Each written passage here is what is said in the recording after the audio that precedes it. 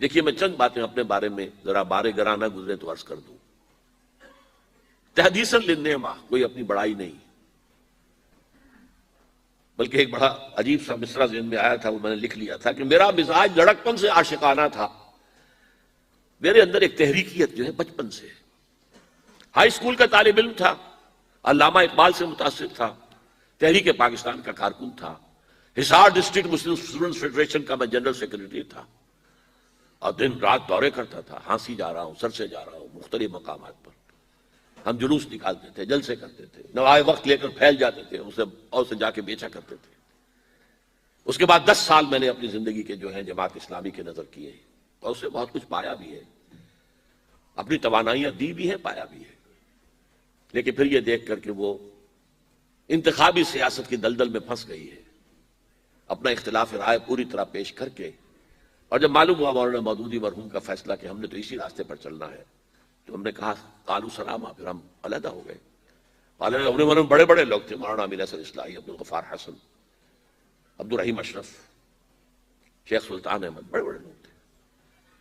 8 سال سے رائے 30 کے اندر میں بھی بھٹکتا رہا کہ یہ بڑے لوگ کچھ کام کریں، یہ آگے آئیں اور یہ کوئی جماعت بنائے. میری تو عمر 25 برس تھی اس وقت کوئی، تو میں تو کوئی تحریک کا آغاز نہیں کر سکتا تھا. They failed utterly. They tried but failed. سن 65 میں فیصلہ کیا کہ اب جو بھی ہو مجھے تو اپنی قبر میں اترنا ہے اور جواب دینا ہے اللہ کے ہاں. تب میں نے نقل مکانی کی اور میں لاہور آیا. اس وقت سے میں نے کیا کام شروع کیا؟ وہی تجدید ایمان بذریعہ قرآن، قرآن کے دائرے، حلقے، دائرہ ہائے مطالعہ قرآن، حلقہ ہائے مطالعہ قرآن، درس قرآن. یہ میری کچھ دنوں تک پریکٹس بھی جاری رکھی ہے، مشق سخن جاری، اور چکی کی مشقت بھی چلتی رہی، لیکن پھر چھوڑ دیا میں نے سب کچھ. آج سمجھیے کہ 35 برس ہو گئے کہ میں نے 1 منٹ 1 لہجہ دنیا کمانے کے لیے صرف نہیں کیا. پروفیشن ترک کر دیا 70 کے اندر، 71 کی شروع. پھر تنظیم قائم کی ہے. یہ قرآن کی محنت سے انجمن خدام القرآن قائم ہوئی، اس کی ذیلی شاخیں قائم ہوئی، کراچی میں ہوئی، ملتان میں ہوئی، فیصل آباد میں ہوئی، پنڈی میں ہوئی، پشاور میں ہوئی، کوئٹہ میں ہوئی. ان کے تحت قرآن اکیڈمیاں بنی، ہر جگہ نہیں، کچھ جگہوں پر. ہمارے ہاں بنی، کراچی میں بنی، بڑی بنی. قرآنی درسگاہیں، قرآنی 1 سالہ کورس، رمضان مبارک میں 6 گھنٹے کی تراویح کی نماز، دورہ ترجمہ قرآن کے ساتھ. پہلے قرآن کا ترجمہ سنو 4 رکوعوں کا، پھر کھڑے ہو کر قاری صاحب سے سنو، پھر بیٹھ جاؤ، پھر 40 منٹ 50 منٹ، پھر اگلے 4 رکوع جو ہے ان کا مطالعہ کرو، پھر کھڑے ہو جاؤ. 6 گھنٹے لگے. بہرحال اس محنت کا نتیجہ جو ہے وہ میں نے بتایا آپ کو کہ 2 کام، ایک تجدید ایمان بذریعہ قرآن اور اصلاح اعمال. قرآن جب دل میں اترا ہے تو حرام چیزوں کو چھوڑا ہے، شرعی پردے نافذ کیے، گھروں کے اندر کیے. حرام چیزوں سے کتنے ہی ساتھی ہمارے بینک کی ملازمتیں چھوڑ کر اور آدھی تنخواہ پر جا کر کسی ملازمت پر گزارا شروع کیا ہے. کتنے ہی تھے جو کہ رشوت لیتے تھے اور ان کے گل چھرے تھے، اس کے بعد ان کے سوکھی روٹی ہو گئی، گوشت ان کے گھر میں آنا بند ہو گیا. یہ سب کچھ ہوا ہے، ہو رہا ہے. رفتار کم ہے لیکن ہو رہا ہے. یہ نہ سمجھیے کہ ہے نہیں، ابھی نظر نہیں آ رہا ہے لیکن ہو رہا ہے. اس کے بعد تنظیم اسلامی قائم کی کہ بھائی اب اگر قرآن تو کہتا ہے قائم کرو دین کو، ہم نے اپنے رسول کو بھیجا ہے دین کے اظہار کے لیے، غلبے کے لیے، جہاد کرو اس کے لیے. سورہ صف میں بھی فوراً اس کے بعد جہاد. یا ایھا الذین آمنوا ھل ادلکم علی تجارۃ تنجیکم من عذاب الیم تؤمنون باللہ ورسولہ وتجاہدون فی سبیل اللہ باموالکم وانفسکم. اور سورہ صف میں تو جو سخت آیت آئی ہے، اے نبی ان سے کہہ دیجئے قل ان کان آباؤکم وابناؤکم واخوانکم وازواجکم وعشیرتکم واموال اقترفتموها وتجارۃ تخشون کسادها ومساکن ترضونها احب الیکم من اللہ ورسولہ وجہاد فی سبیلہ فتربصوا حتی یأتی اللہ بامرہ واللہ لا یہدی القوم الفاسقین.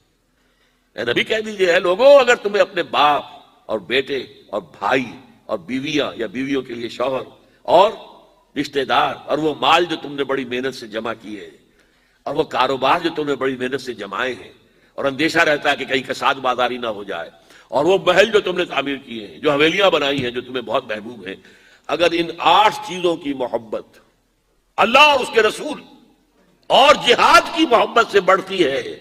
اگر زیادہ ہے تو جاؤ دفعہ ہو جاؤ، انتظار کرو یہاں تک کہ اللہ اپنا فیصلہ سنا دے. اور اللہ ایسے فاسقوں کو، ناہنجاروں کو زبردستی ہدایت نہیں دیتا. تو آؤ بھائی اب اٹھو، قرآن تو یہ کہہ رہا، قرآن پڑھا ہے تو اب اس قرآن کی پکار پر نہ بیک کہو. لہذا اس پر پھر تنظیم اسلامی ہم نے قائم کی ہے. بہرحال 1965 سے جو میں نے لاہور آ کر کام شروع کیا، اب یہ 2005 ہے، پورے 40 برس مجھے ہو چکے. اگرچہ ایکٹیوسٹ کی حیثیت سے تو میں اپنے زمانے طالب علم سے ہوں، اور درس قرآن تو میں نے میڈیکل کالج کا طالب تھا تب سے شروع کر دیا تھا، لیکن یہ تو میرے 35 سال جو ہے، 40 برس اس کام میں لگے ہیں. اب میں آپ سے تعاون مانگتا ہوں. من انصاری اللہ، بلکہ میں اس سے آگے بڑھ کر کہتا ہوں من انصارنا اللہ. اب چونکہ جماعت ہے، تنظیم ہے، اب میں اکیلا نہیں ہوں. گئے دن کے تنہا تھا میں انجمن میں، یہاں میرے رازداں اور بھی ہیں، ساتھی ہیں میرے. ایک قافلہ چھوٹا سا ہی چل رہا ہے، اور میرا معاملہ تو یہ ہے کہ میں تو اب چراغ سحری ہوں. کبھی کبھی آج کل مجھے خیال آتا ہے یہ میں اتنا ایکٹیو ہو گیا ہوں. میں 33 دن کا انڈیا کا دورہ کر کے آیا ہوں، اور کم سے کم 30 دن تو روزانہ رات کو یہی نشستیں رہی ہیں، 2 گھنٹے تقریر، 1 گھنٹہ کوسچن آنسر، اور دن میں اس کے علاوہ پروگرام بے تحاشا. کہ میں نے کیسے برداشت کر لیے، کیسے جھیل لیے. میں ڈائبٹیز کا مریض ہوں، میں بلڈ پریشر کا مریض ہوں، میرے کمر کے اندر 2 جگہ پر جو ہے لین ہے، میرے گھٹنوں کا آپریشن ہو چکا ہے، میں کھڑا نہیں رہ سکتا، میں زیادہ دیر بیٹھ نہیں سکتا. یہ تقریر میں بیٹھا ہوا ہوں، ویسے بیٹھنا پڑے مجھے 15 منٹ تو میرے کمر میں درد شروع ہو جائے گا. اس حالت میں مجھے کچھ نہیں ہوتا، کوئی شے مجھے جو ہے پریشان نہیں کرتی. لیکن ویسے تو میں 15-20 منٹ بھی بیٹھوں گا تو میری کمر میں تکلیف ہو جائے گی. کھڑا رہنا تو ممکن ہی نہیں ہے، بیٹھ کر نماز پڑھ رہا ہوں. تو میرا خیال ہوا یہ چراغ سحری جیسے چراغ بجھنے سے پہلے بھڑکتا ہے، شاید یہ کیفیت میری ہے، واللہ عالم. بہرحال میں آخرت کے لیے بہت آگے گئے، باقی جو ہے تیار بیٹھے. میں اس کے لیے 10 سال سے منتظر ہوں، اور اپنے لیے اس وقت سے میں کہہ رہا ہوں کہ بھائی میں نے جو کام کرنا تھا میں نے کر دیا. اب اللہ اگر کوئی اور کام لے رہا ہے تو یہ تو نافلۃ منہ، ان کی طرف سے ایک نفل ہے جو ہے، ورنہ میں اپنا کام کر چکا تھا. اب مجھے اولین تعاون جو آپ سے درکار ہے آج، میری بات کو اچھی طرح سمجھنے کے لیے کچھ تھوڑے سے پیسے اور کچھ تھوڑا سا وقت صرف کیجیے. چند کتابوں کا مطالعہ کیجیے پوری طرح گہرائی کے ساتھ، اور نوٹ اس کے اوپر کیجیے. مجھ سے اختلاف ہو تو بیان کیجیے آ کر. منہج انقلاب نبوی، حضور نے انقلاب کیسے برپا کیا؟ اس لیے کہ یہ ہے وہ چیز. مسلمانوں میں جوش کی کمی نہیں ہے، جو خودکشیاں کر رہے ہیں جوش کم ہے ان کا. جو کاروں میں بیٹھ کر اور بارود بھری کار لے جا کر ٹکراتے ہیں، انہیں معلوم ہے ہمارے چیز طرح اڑ جائیں گے، جوش کی کوئی کمی ہے، لیکن بھٹک رہے ہیں، راستہ معلوم نہیں ہے. منہج انقلاب نبوی سمجھ میں نہیں آئے گا تو بھٹکتے ہی رہیں گے، مس گائیڈڈ رہیں گے. آج کل ہم مس گائیڈڈ میزائلز بن گئے. وہ تیر نیم کش جس کا نہ ہو کوئی ہدف. یہ ہدف پہ لے جانے والے تیر نہیں ہیں. ہاں انسان اپنی نیت کا اجر اللہ کے ہاں پالے گا، لیکن یہاں نتیجہ نہیں نکل سکتا سوائے منہج انقلاب نبوی کے. اس کتاب کا مطالعہ کریں، اور اس کا جب مطالعہ کر لیں تو پھر اس کا خلاصہ بھی دوبارہ پڑھ لیجئے. وہ ہے رسول انقلاب کا طریق انقلاب. پھر میری یہ 2 تقریریں جو میں نے پچھلے سال کی ہیں، ایک پاکستان کے وجود کو لاحق خطرات و خدشات، اور ایک موجودہ عالمی حالات میں اسلام کا مستقبل. ایک کتاب خطبات خلافت. یہ 3 خطبات آپ نے اب بھی سن لیے، یہی میں نے کوئی 15 سال پہلے بھی دیے تھے، 14 سال 13 سال پہلے. لیکن بہت فرق ہے. آپ اس کو بھی پڑھیں اور اس کے بھی ویڈیو آڈیو جو بھی بن جائیں گے وہ لیجئے، ریویو کیجئے اور تنقیدی نگاہ سے ریویو کیجئے. اور مجھ سے اختلاف ہو تو مجھے بتائیے، میں آپ کا احسان مانوں گا. اور پھر اس کے بعد استحکام پاکستان نامی کتاب. یہ چند کتابیں ہیں جو میں چاہوں گا. کچھ چھوٹے چھوٹے پمفلٹ ہیں، فرائض دینی کا جامع تصور، بیعت کا نظام. یہ کتابیں پڑھ کر اور پھر اگر مجھے آپ اس قابل سمجھیں کہ مجھ سے آ کر بات کریں تو میں آپ کا احسان مند ہوں گا. اور پھر اس کے بعد فیصلہ کیجئے تنظیم میں شمولیت کا. تنظیم اور اس تحریک کا تعلق کیا ہے؟